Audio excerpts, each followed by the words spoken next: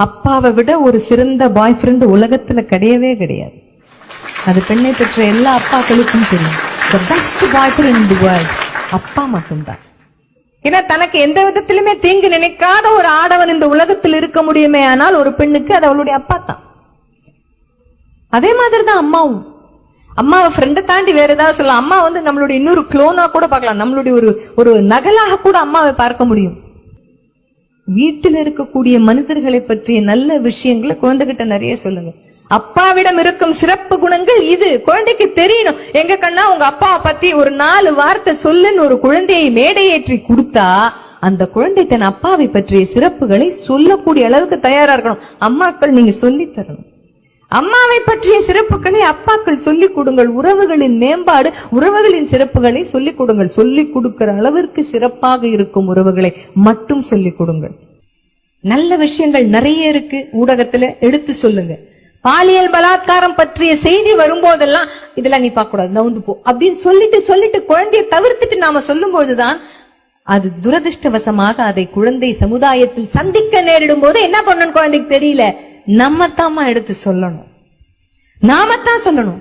எப்படி toilet behaviour குழந்தைக்கு தாயும் தகப்பனும் சொல்லிக் கொடுக்கிறோமோ அதே மாதிரி தான் இது தேவையில்லாத சீண்டுதல்களுக்கும் தீண்டல்களுக்கும் ஆளாகும் பொழுது தப்பு உன் பேர்ல கிடையவே கிடையாது. ஆனா நீ இனிமே இது நடக்காம இருக்க எந்த அளவுக்கு ஜாக்கிரதையாக இருக்கணும். பெண் குழந்தைகளுக்கு மட்டுமே இது நடக்கிறதுன்னு கிடையாது, ஆண் குழந்தைகளும் இந்த மாதிரி பலாத்காரத்திற்கு ஆளாகின்றார்கள். எப்படி மேடம் சொன்னாதானே தெரியும், பேசினா தானே சொல்லும், அங்கதான் பேசணும். அப்ப பள்ளிக்கூடம் விட்டு வந்த உடனே கேட்கிற கேள்வி சாப்பாடு சாப்பிட்டியா, பாக்கி வச்சியா, இதையெல்லாம் தாண்டி இன்னைக்கு யாருடைய பேசிய வார்த்தைகளாவது கொஞ்சம் பிடிக்காம இருந்ததா, யார் பார்த்த பார்வையாவது உனக்கு சரியில்லாத மாதிரி தோணுச்சா பாப்பா, யாருடைய தொடுதலாவது உனக்கு சரியான இடத்துல இல்லைன்ற மாதிரி நீ வருத்தப்பட்டியா, பயப்படாம அம்மா கிட்ட சொல்லு. அந்த மாதிரி நாளைக்கு நடக்கும் போது நீ உன்னை எப்படி காப்பாத்திக்கணும்னு அம்மா சொல்லித்தர. இதைத்தான் பேசுவதுங்கிறது. பாடத்தை தாண்டி வாழ்க்கையை பற்றி பேசக்கூடிய பேச்சுக்கள் இவைதான்.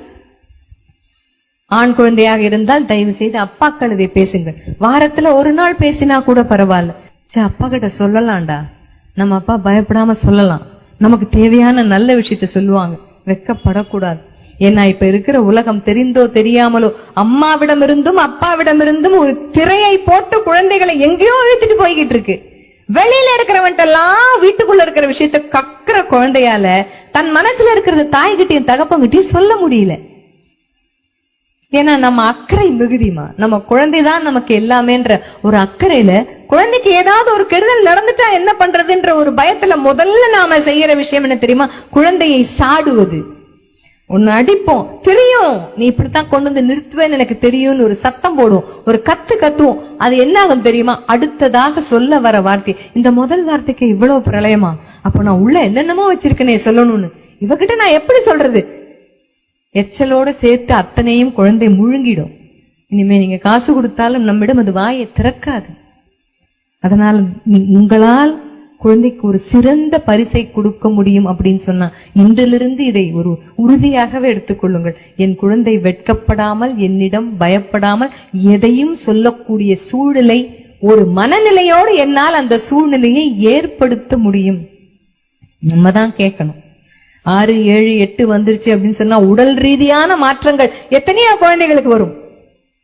அப்பாக்கள் ஆண் குழந்தைகளிடம் பேசுங்கள், அம்மாக்கள் பெண் குழந்தைகளிடம் உடல் ரீதியான மாற்றங்களை எப்படி எதிர்கொள்வது, பிகாஸ் இட் இஸ் சயின்ஸ், அவ்வளவுதான்.